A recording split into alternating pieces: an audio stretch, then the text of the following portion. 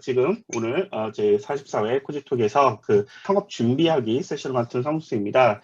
메타버스에 대해서 관심이 있으신 분들은 아시겠지만 지금 요즘 사실 보면요 굉장히 놀라워요. 지금 유튜브나 이런 걸 보면은 정말 메타버스에 관련된 영상들이 엄청나게 쏟아지는데 이렇게 보다 보면 가끔씩은 지금 영상에 따라서 이제 모든 그런 기술에다가 이제 메타버스 뭐라고 이제 붙으셔갖고 이게 참 저랑 생각이 좀 틀리구나 그런 생각이 있어서 제가 이번 세션을 준비한 건 그 목적이 뭐냐면 어떻게 보면 제가 이 메타버스 하는 것 자체가 제가 생각하기엔 어떤 특정한 기술을 얘기하는 것이 아니고요.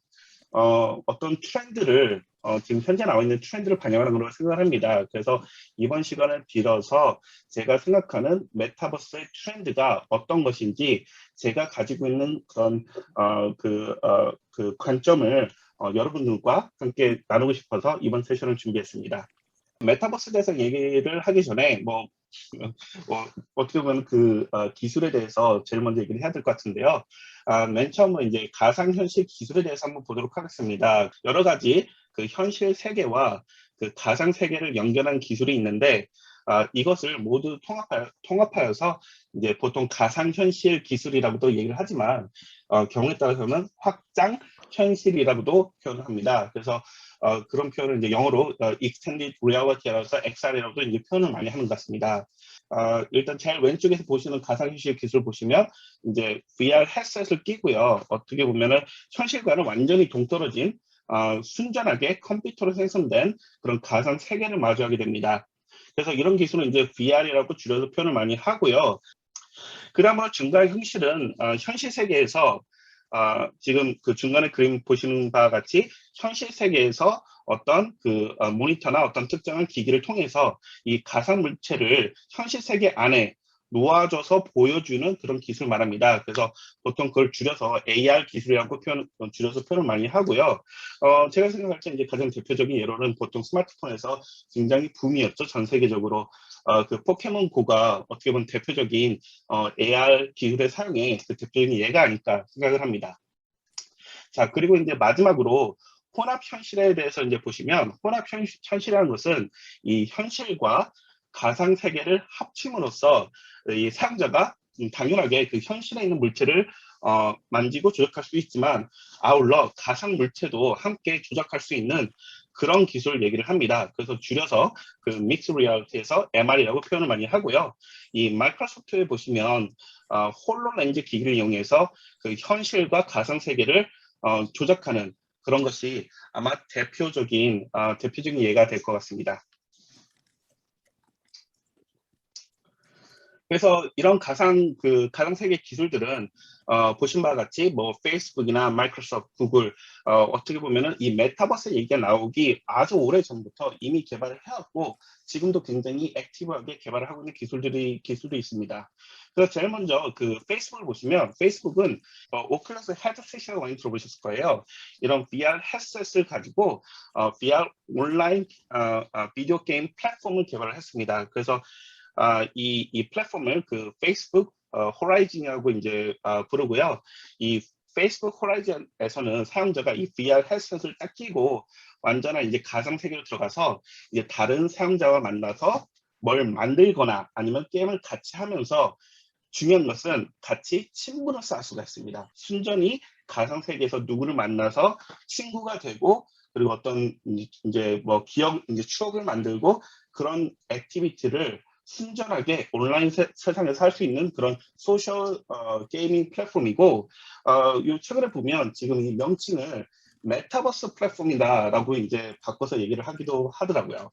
그리고 이제 그 다음은 이제 마이크로소프트 메시를 보시면 여기에서도 이제 그 마이크로소프트에서 최근에 그런 관련 데모 영상을 많이 보여주더라고요. 그래서 마이크로소프트 메시는 이 VR과 AR을 통해서 가상 세계와 현실과 혼합된 그런 세계를 구축합니다. 그 예를 들어서 뭐 테이블이 있으면 이제 헤드셋을 쓰면 그 위에서 어떤 물체가 나오는데 중요한 것은 멀리 원격에 있는 그 어떤 자기 동료가 같이 기기를 쓰면 그 장면을 같이 보면서 조작을 하고 같이 협동 작업과 커뮤니케이션을 마치 그 사람이 옆에 있는 것처럼 할 수 있게 해주는 그런 플랫폼입니다.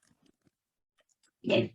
그래서 이제 계속 보시면 이제 구글에 보시면 구글맵 같은 경우에는 아마 많은 사람들이 지금 사용하실 건데 제가 기억하고 한 몇 년 전인 것 같아요. 여기서 컨퍼런스에서 이제 구글 맵에서 이제 스트릿 뷰를 보실 때 현실색이잖아요. 거기에다가 이정표를 이제 화면에다 이제 바같이 띄워놔서 사용자의 길 안내를 도와주는 그런 AR 기술을 이제 선보였습니다. 그러니까 이런 기술들이 가상 세계 기술이라고 이제 볼 수 있고 대기업들이 계속적으로 개발해왔고 이런 중요한 포인트는 이런 기술들은 이미 메타버스가 이게 나오기 전부터 계속적으로 개발이 되고 발전되었던 그런 부분들입니다.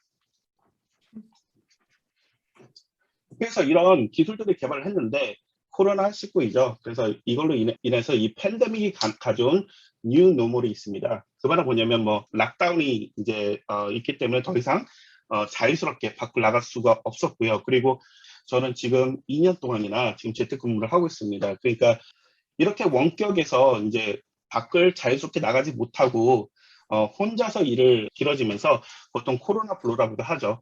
사람들이 우울해지고 그리고 이제 어떤 가장 중요한 거는 이 사람이 기본적으로 대인관계에 그런 제약이 발생하는 이런 현상들이 생겨난 뉴 노멀에 의해서 그런 게 생겨났습니다.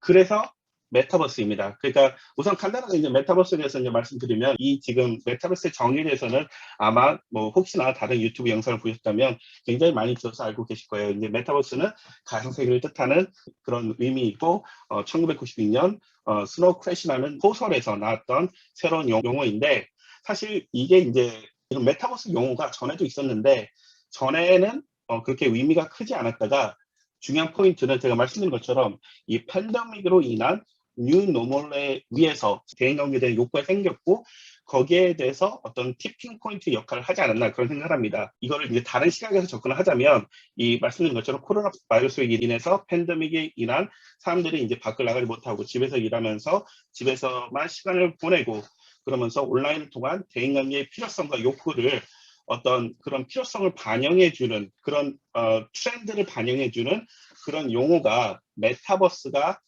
사용이 되면서 굉장히 많이 사용이 됐다고 그런 생각을 합니다. 그러니까 메타버스는 이제 사용자의 욕구를 표현하는 트렌드다.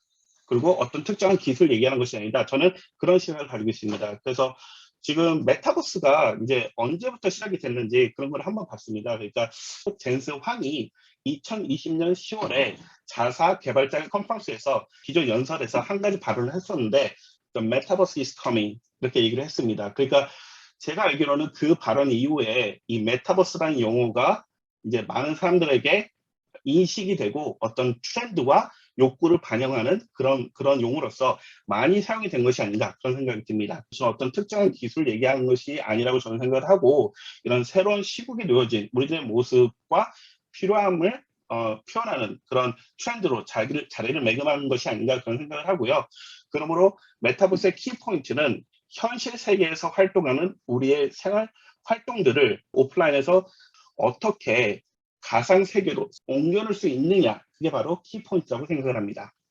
메타버스가 현재 어떤 식으로 지금 발전을 하고 있는지 그 사례를 좀 간략하게 좀 보도록 하겠습니다. 그래서 지금 뭐 포트나이트는 이제 여러 가지 이제 게임 중에 온라인 플랫폼 중에 하나이죠. 그러니까 원래는 포트나이트 같은 경우에는 여기에서 파티 로얄이라는 모드를 출시를 했습니다. 근데 이 파티 로얄 같은 경우에는요, 같이 어떤 친구들과 지인들과 같이 어떤 행동을 같이 하는, 그러니까 파티를 같이 열 수 있는 그런 모드입니다. 그래서 아마 들어보실 것 같은데 지금 여기에서 파티 로얄 모드를 이용해서 온라인 코스트를 한 적이 있고요. 그리고 페이스북에 아까 호라이즌 플랫폼 말씀을 드렸는데 거기에서 워크룸이라는 새로운 그런 버전을 출시를 했습니다. 그래서 이 워크룸이라는 그 버전을 이용하시면 이 VR 헤드셋을 끼고 원격에 있는 사용자들이 각자 자기 일을 하는 것이 아니라 어떤 가상의 사무실에서 같이 모여가지고 중요한 거는 같이 소셜 활동을 할 수가 있습니다. 또 계속 보면 이제 마이크로소프트 메시 같은 경우에는 여기에서 사용 케이스가 위사가 이제 화면에 뜨고요. 그 위사랑 원격에서 이제 진료를 받을 수가 있습니다. 그러니까 지금 마이크로소프트 메시 같은 플랫폼 같은 경우는 이렇게 원격에서 이루어질 수 있는 여러 가지 서비스들을 구축하는 것이 그 목적을 갖고 있습니다. 그래서 이런 플랫폼 서비스 중심의 이 메타버스에서는 가장 기본이 되는 서비스의 인프라라고 생각합니다. 그러니까 이런 서비스 같은 경우에는 단순히 개인이 그걸 만들 수가 없고 어떤 커다란 대기업이 클라우드 서비스 인프라를 이용해서 그리고 가지고 있는 가상현실의 기술력과 그리고 여러 가지 XR 하드웨어 장비를 생산을 함으로써 이 사용자가 온라인 콘서트도 할 수 있는 그런 콘서트 홀을 만들 수가 있고 가상 사무실을 만들 수가 있고 그리고 그 원격에서 의사가 볼 수 있는 그런 서비스를 구축할 수 있는 그런 플랫폼 서비스의 중심입니다. 그러니까 이게 지금 메타버스의 플랫폼이다 하면 어떤 한 부분이지 않을까 저는 그런 생각을 합니다. 그럼 또 다른 부분은 무엇이냐? 또 다른 부분은 바로 크리에이터, 즉 사용자 중심의 메타버스 구축에 있다고 봅니다. 그래서 사용자 예로는 여기 보면 로블록스가 있고요. 그리고 디센트럴랜드가 있고 제페토가 있습니다. 그럼 이렇게 사용자 중심의 메타버스 플랫폼을 보면 그 특징이 뭐냐면 개인 사용자가 생산하는 컨텐츠와 서비스가 있습니다. 그러니까 지금 그 전에 그 플랫폼 중심의 메타버스 플랫폼 같은 경우에는 뭐 예를 들어서 콘서트홀을 만든다든지 아니면 사용자의 가상 건물을 사무실 건물을 만든다든지 그런 거에 대한 대기업들의 기술력이 필요합니다만 지금 사용자 중심의 메타버스 같은 경우에는 단순하게 그 사용자가 가상 세계로 접속할 수 있는 기반이 되는 플랫폼을 만들어 주고요. 지금 로블록스나 뭐 이런 그런 예제를 보시면 각각의 사용자들이 자신이 직접 뭔가를 만들 수 있는 손쉬운 제작 툴을 제공을 합니다. 그러면 왜 사용자가 그런 제작 툴을 굳이 이용해서 뭔가 아이템을 만드냐 이거죠.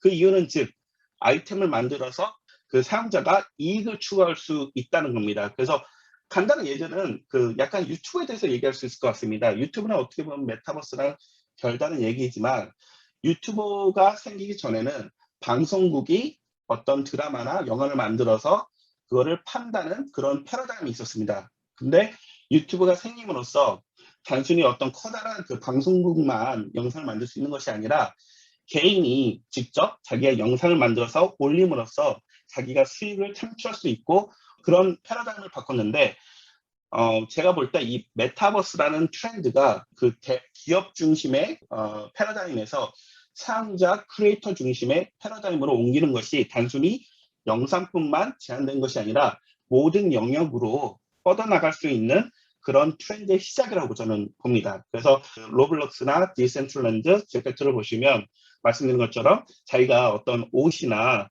아니면 어떤 뭐 게임의 그 아이템이나 이런 거를 직접 만들 수 있는 손쉬운, 그죠? 손쉬운 제작 툴을 사용을 하고 그거를 팔으면서 자기가 어떻게 보면 자기 그 메인 잡이 있음에도 불구하고 어떤 패시브 인컴을 만들 수 있는 이익 창출을 도모할 수 있는 그런 플랫폼을 제공을 합니다. 그럼으로써 가장 중요한 건 뭐냐?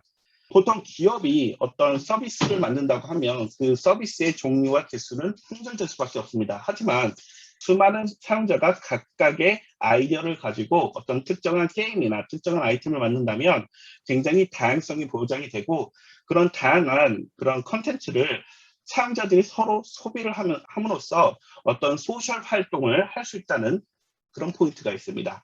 그게 바로 제가 생각할 때 이 두 번째 포인트인 이 메타버스의 그런 다른 측면은 분명 크리에이터의 중심으로 메타버스 플랫폼이 구축이 될 거라는 그런 생각을 가지고 있습니다.